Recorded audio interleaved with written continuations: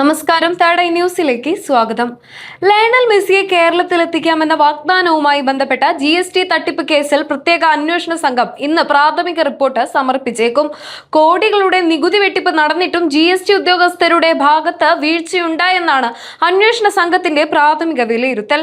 സ്പോൺസറായ reporter broadcasting കമ്പനിക്ക് summons അയച്ചതിനു ശേഷം ഏകദേശം 7 മാസത്തോളം തുടർ നടപടികൾ സ്വീകരിച്ചില്ലെന്നാണ് കണ്ടെത്തൽ. 22.68 കോടി രൂപയുടെ നികുതി അടയ്ക്കാത്ത സംഭവത്തിലാണ് നിലവിൽ അന്വേഷണം നടക്കുന്നത്. സംഭവത്തിൽ കൂടുതൽ ഉദ്യോഗസ്ഥർക്കെതിരെയും അന്വേഷണം വ്യാപിപ്പിച്ചേക്കാമെന്നാണ് വിവരം. നികുതി വെട്ടിപ്പ് സംബന്ധിച്ച് GST രൂപീകരിച്ച 5 അംഗ സംഘം കാഞ്ഞങ്ങാട് നേരിട്ടെത്തി പരിശോധന നടത്തിയിരുന്നു.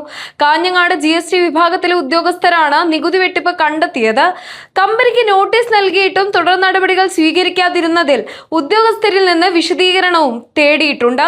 അതേസമയം സംഭവത്തിൽ സമഗ്ര അന്വേഷണം നടത്തുന്നതിനായി പ്രത്യേക സംഘത്തെ നിയോഗിച്ചേക്കും. വിജിലൻസ് ഉദ്യോഗസ്ഥരും സംഘത്തിന്റെ ഭാഗമായേക്കുമെന്നാണ് സൂചന. നിലവിലെ SIT അന്വേഷണത്തിന് പുറമെയായിരിക്കും ഈ അന്വേഷണം. മെസ്സിയെ കേരളത്തിലെത്തിക്കാമെന്ന പേരിൽ നടന്ന ഇടപാടുകളിൽ നികുതി വെട്ടിപ്പും ഉൾപ്പെട്ടിട്ടുണ്ടോ എന്നാണ് വിശദമായി പരിശോധിക്കുന്നത്. മുഖ്യമന്ത്രിയുടെ ഓഫീസിന് ലഭിച്ച പരാതികളുടെ അടിസ്ഥാനത്തിലാണ് പ്രത്യേക അന്വേഷണ സംഘത്തെ നിയോഗിച്ച് അന്വേഷണം നടത്താൻ നിർദ്ദേശം നൽകിയത്.